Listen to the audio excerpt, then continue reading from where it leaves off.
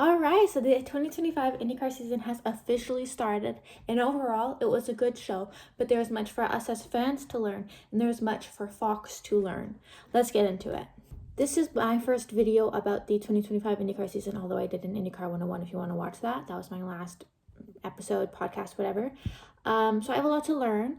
Comment any suggestions you have on how I can improve this show, and I will for sure take that into account. I'm considering if I'm going to combine these with the F1 shows when F1 starts up, or if these will be separate. So if you have any thoughts on that, let me know. I'm also hoping to work on some graphics so we can track the results and championship results as we go. I just did not have time for that to be prepared today, but hopefully I will get that done for the next race. All right, well, enough about that. Let's get into the race, but we'll actually start with qualifying first. I always wanted to start talking about the graphics. We're not doing that yet. We'll get there in a second. But actual qualifying, I think that was an interesting qualifying session. Not as entertaining as it could have been because of the graphics, but again, we'll get into that.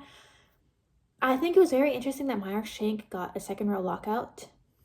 They have obviously been improving. I think the Ganassi partnership has done well for them. And now that they have Felix Rosenqvist and Marcus Armstrong, I'm very happy about that.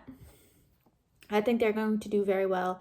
Obviously, Armstrong has raced in the Ganassi, so he has some experience with that. That will be helpful, and Felix has his experience to carry over as he has been from Arrow McLaren. And they've been doing well on street circuits in the past year, so this is not a surprise. But I think the second row lockout was a bit of a surprise for me, but a happy surprise at that. They were very close, actually. The top six of the entire qualifying was very close.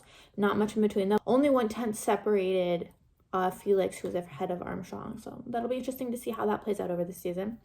The McLarens did well in qualifying bar Pato. Of course, not sure what happened. He said he just couldn't get the green tires going. So hopefully that's not going to be an issue for the 5 car, considering that the 6 and 7 did well. I am hoping it was just a this race thing. And of course, the McLaren is never the strongest on the street circuit. So not super I was gonna say not super surprised, but like Pato not making it out of the first round of qualifying is a surprise. That's bad, and I think it screwed his entire race, obviously. Schwartzman P18 was surprising. I was very happy with that for him for his first race in the first race of Prema. I think Ilott P27 last was interesting.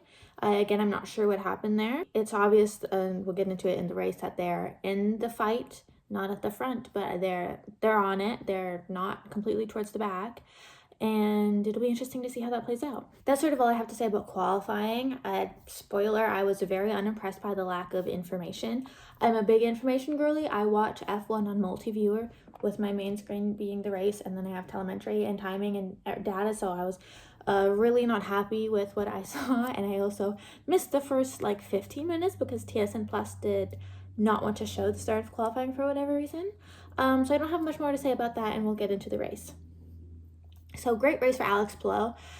You can't even be mad. You actually can't even be mad. Sure, you could say it's kind of boring that he wins everything, but he wins everything for a reason. It's because he's great. You just gotta, it's the same as Max Verstappen. You just gotta kind of watch it and be like, well, he's one of the greats. He's gonna be one of the best ever of all time. You just gotta enjoy it while you have him. Especially with Alex Palou, you've really gotta enjoy him while you have him, because I don't know how long he's gonna stay. I think Cadillac will obviously be looking for him, but I don't know if that's as easy a decision for Alex Palou as a lot of F1 fans would think. There's a lot to consider. I mean, he has a kid now, so that would be a big move for the whole family. He obviously loves IndyCar, and he's probably, in his head, he's probably, everybody at IndyCar wants to win the Indy 500. You've got to weigh that versus leaving and going to F1, just giving up on that dream. And beyond that, it's a gamble in his career. Just because he's currently the most successful IndyCar driver, as in obviously he's won the last 2 championships, he's won 3 in 4 years, that doesn't necessarily translate into F1, and that's not to say that IndyCar is at a lower level of F1. It's not. It's simply different. His skills might not transfer to F1. And I don't know if he's had enough testing sessions for that to be clear. And even still, to make a move to Cadillac, that's not a guaranteed good car at all. And so that's a big career gamble that I'm not sure that he'd be willing to make if he moves and it goes wrong in any way, either by his own ability or not. that's kind of the end of his career. And if you'd be this successful in IndyCar, why would you leave? To an extent, why would you leave? I don't know. I think if he leaves, he's got to be willing for this to be the end in a way. So I'm gonna enjoy him while we have him, because I don't know. I think it could go either way. Moving on to Scott Dixon, he ended P2. Turns out he did not have his radio for most of the race after the first 10 laps, and he finished P2. That's outrageous. He absolutely would have won the race had he had his radio. He said he was just pitting off of his fuel, and he would have gone in 2 laps earlier when Ganassi wanted him to, and then not have been beaten out by Alex Palou. Scott Dixon, just the Scott Dixon things. What did I say in my IndyCar 101 video? He just Scott Dixon's. And then again for Meyer Shank, there was a very good show for them. Sucks for Armstrong. I think they would have been much happier with this week. I think they're still happy leaving this weekend, but I think they would have been much happier had they not had the issue that they had with Marcus Armstrong and his tire. That was strange. I actually am not sure what ended up happening with that. And so, of course, the Meyer Shank was there, which I'm saying of course, but that's more of a recent development. Meyer Shank was there. Chip Ganassi was obviously there. Penske was up there. Andretti was up there. McLaren would have been more up there had they not had the issues that they had. I think Lundgaard had a good show for his first race with McLaren. Obviously, nothing to show for Nolan Siegel. Just unlucky in turn 3 there at the start. And Pato O'Ward, he had a better race than, like, P11 is not great. I think that is undoubtedly it's the start of the championship. You're just going to have to see how that goes. I think Alex Palou hadn't finished lower than P8 in his championships, and a P11 just, obviously that's lower than a P8. Again, last year's not this year. We'll see what happens, but it's kind of a blow to the championship and not, qualifying, I don't know what happened. I was going to say not by his fault. I don't know. I'm not sure what the issue with qualifying is. Apparently he had a puncture in the first lap, which is why he pit, even though he started on the primary. So he pit from primaries during the safety car at the start to the alternates, and then ended up having to do more pit stops than everybody else. For some reason, because of that, I think he did more than everybody else, and it just kind of killed his race. But to go from 23 to P11 is great. Up 12 spots, so that's fantastic for him. I think it would have had a much better race had it qualifying not gone that way and had the puncture not happened. Rossi and the Ed Carpenter did a lot better than I thought, finishing at P10. I mean, who knows what would have happened had it not been for the fuel issue in qualifying. Always a fuel issue for that man. I think he tried to escape it, leaving McLaren, and if they just followed him. But pretty happy with that. That's a good, that was mostly a strategy thing. I think, that was interesting about this race. A lot of it came down to strategy. There really wasn't a lot of overtaking, bar like Scott Dixon getting Joseph Newgarden. That was a consequential overtake, but like one of the only overtakes. So it was interesting to see just like pretty much a pure strategy race. Not always the most entertaining. But I think today it worked out because there was enough pit stops at enough times that there was always kind of something happening. Malukas ahead of Ferrucci at AJ Foyt, but not by much. I think that'll be interesting to show. I have a clear bias to David Malukas for potentially obvious reasons, and I hope he does better. I'll be excited to see Malukas on his first oval with AJ Foyt, which will be the 500, wouldn't it? AJ Foyt has been good there. Too good for comfort for me personally, but if it's David Malukas ahead of it, I will be happy. Awful day for Colton Herta. Just that pit stop gone wrong screwed his whole race. I feel like it's always a problem for Colton. It's never a driver issue. And even, he had his head on straight today. He was saying, what can I do? Even the commentators were talking about that. He's matured, but there's just always something. I hope he can push through that. Again, that's a blow to the championship. Prema was a pretty good showing with Ilott P19 and Schwartzman P20.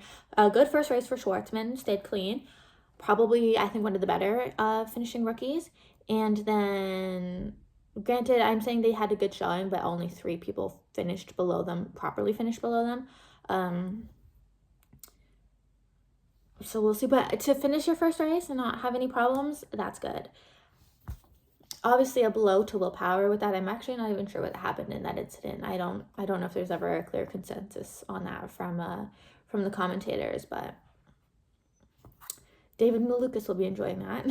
So now let's get into the broadcast. Let's get into the Fox of it all. I think the commentators did a great job. It was great for Will Power. I think he's got it. He's very good. People complained about him being like stating the obvious, but I think especially as we're trying to get new fans into IndyCar, that's important. He did a lot of good explaining that is a good refresher even for me. And of course, James and Townsend, they have good chemistry. They know what they're doing. And the chemistry was great with Will. All of them did well. I'm very happy with that. I wasn't never concerned. And like I've said, this was overall a good first weekend for Fox. There are some major kinks that I hope they will continue to work out. But again, this was just the start. Based on what I've been hearing from James on off track, they're open to a lot of evolution. So I'm hoping for that. Like I mentioned, my biggest issue was with qualifying. For one, again, I don't know where this problem stems from, but I didn't get to start watching it until like 15 minutes in on TSN Plus in Canada. That's unacceptable. I missed the entire basically first round of qualifying with Group 1. Yeah, I'm paying for that. That's not acceptable. And again, like I said, I am a data girly. I watch the data and the timing much more than I watch the screen, to be honest. And I was never satiated. I always wanted more data and more information. For IndyCar, there's just not a way that they're showing it as well as F1 TV is. Hoping over time that can change, but just to have that, like, with very little information during qualifying was like awful, actually. Even though the NBC graphics were a little bit clunky, they showed you if people were improving or not improving, and they also made it very clear where the cut line is. That timing tower is clunky. Overall, I think it needs to be a bit more transparent, and it also needs to make it clear where the cutoff line is. I'm not understanding why they're having all those weird shapes attached to it. You can just have a basic rectangle, because that shape makes it look like the top 9 is what is important, and it never is. It's always the top 6. So that needs to be improved. There needs to be, make it a clear cutoff, and we need to see at the very least if laps are improving or not. And I'd also like more information knowing who is out on a lap, who is in pits. It was awful. I felt like I was watching that blind. I did not enjoy that. I didn't catch any practice, so I don't have anything to say about that. I heard that they did the warm-up differently, did it more of a pre-show vibe, which I am happy about. I'll try to catch it next time. I think that's an interesting choice, and I'm down for just to have more content. And because what's really interesting about the warm-up, not much, right? So to just have an excuse to have more talking, get more information out, I think that's a good thing. Now we'll get into the race itself. Again, I think the commentators did a great job. They did a very good job explaining the strategy and everything, but again, I wasn't concerned. I trust Will Buxton. I have existing trust in James Hinchcliffe and Townsend Bell. They know what they're doing. It was great. Now, I liked the pre-show that they did. I enjoyed the little pre-recorded session they had with Colton Herta. I think that was cute. I hope they keep doing that. They had good interviews, and what I liked especially was the intro they did as they were setting up the grid with the drivers saying who they are and where they're from. If you could just add the liveries each weekend, that would be fantastic to get people knowing who's driving what car. I think that's important. It's not just who you're watching. You need to be able to identify them during the race, and that's a continuous problem in IndyCar with the changing liveries. Yeah, I was overall pretty happy with that. I think the drivers themselves were a little bit clunky. Just not all of them are the best in the media, and they all said who they are and their location slightly differently, but overall I was very happy with that. It was a pleasant surprise for me. Now into the actual race, again, I kind of have the same issues with the timing tower just looking a little ugly. I don't know if they needed to be showing the top 5 as much as they were. I think I'd prefer them to be showing the top 10, keeping the top 10 the same, and then rotating the bottom to show the rest of the grid. That way you're just seeing everybody a bit more often, and I think it gives you maybe a better picture of the whole race, because I don't feel the top 5 is that super significant. There's a lot of room, and I'd rather see more drivers at once. Another issue I have, and this is an issue I had with NBC too, it seems like IndyCar is always showing the timing based on time from the leader. I wish they alternated between that and intervals just between each other, like F1 does. Maybe F1 does that more often because then you can see DRS, but still I'd like to know how close people are to overtaking. Again, that wasn't super an issue today because there wasn't a lot of overtaking, but it's just a lot easier to see that than having to do math in your head, being like, how far is this person from the person in front of them? And here I have some complaints that I'm not sure, complaints and notes, that maybe relate to TSN Plus. So I watch in Canada, I watch in TSN Plus. I should mention this. The race cut out from lap 27 to 33, so I lost about 6 laps. I had to switch from TSN Plus. Thankfully this race was on TV, it was on Fox, so I switched to Fox, and that is when I noticed some differences between what I was seeing on TSN Plus and what I was seeing on Fox. Now I think there was some differences between the feed when it was NBC, between what would be shown on TV and what was on TSN Plus. I can't tell you what feed specifically I'm watching. I'm kind of thinking what I'm seeing is only a thing people on TSN Plus see, because it's not quite the international feed. I believe the international feed you get different commentators. At least in the UK you do if you watch it through Sky. I sometimes get commercials during qualifying. There was commercials, which is fine. You're not really missing any action. During the race, there wasn't, which I'm grateful for. It was the same on NBC, though sometimes you'll get commercials, and that's really frustrating. But so I was grateful to not be getting commercials on TSN Plus. You end up just kind of seeing random camera angles and mostly keeping up with the race, which I appreciate. When I did lose it for a few laps there, I jumped over to Fox and I did see a commercial. I was happy with how that looked. Big enough screen that you can actually see what's happening during the race, and you get the timings and the leaders. You get the grid on top. I appreciate that. That is better than how it is shown than how Formula One is shown on TSN. You get quite a small screen. They just move the whole thing to a small screen and you can't see much. Now, sometimes when I was watching on TSN Plus, I was hearing things that weren't quite lining up with what I was seeing. That was mostly in the pre-show. I think what they maybe showed a clip of the commentators driving on the grid, that was pre-recorded. I just heard that. I didn't see that on TSN Plus. I'm not sure if I was seeing all of the graphics all the time. I don't know. Couldn't tell you what I was missing. Something I did notice, which was quite interesting to me, is when I was watching on TSN, when they showed the drivers, the whole time they were showing any pictures of the drivers, they were actual pictures of the drivers, but they were those weird cartoons on Fox. Not sure why that's a difference. That's very interesting to me. I would have thought that would have been a thing. Maybe Fox specifically has the rights for that and they're not showing that anywhere else. I don't know. And again, sometimes the feed, even when it was on NBC, the feed would be different from race to race. Sometimes I'd get commercials, sometimes I wouldn't. So that's just something to note. Overall, I'd say for Fox, if you're listening, please just get us to show more data, like I called out, especially during qualifying. We need to know if people are improving on a lap. I'd like to know if people are on a lap or in the pits, and make the cutoff very clear.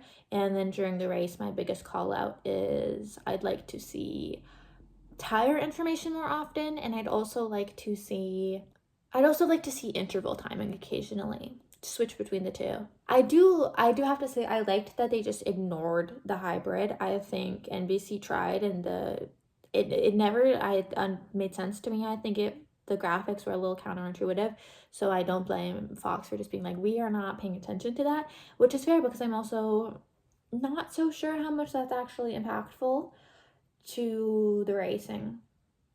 Maybe that's something IndyCar wouldn't want me to say and would want Fox to think about it more, because I think the hybrid isn't a big deal to IndyCar, but I'm not sure how much it's done really. Anyways, mostly enjoyed that race. I think it was maybe more interesting than it would have been because I was watching all the Fox things, less so much the race. The race itself was kind of boring, but they're not always going to be bangers, especially at the start of the season when everybody is warming back up and you're on a street circuit. Yeah, people aren't always going to want to be overtaken all the time. But anyways, I enjoyed it. I hope you enjoyed me chatting about it. Hopefully more than I enjoyed the race. Again, I'm working on improving this. If you have anything you'd like me to include in this, I will. Again, I'm going to be working on creating graphics for this so I can go through the championship and race results a bit better, especially if you're actually watching this, you'll get a visual. And again, let me know if you'd like this to be combined with the F1 videos or kept separate. Really could go either way. Thank you all for watching and listening. Rate it, like it, give it 5 stars, comment, follow, subscribe, all of the things. And I will see you next week for, I'm not sure what, we'll have to find a video.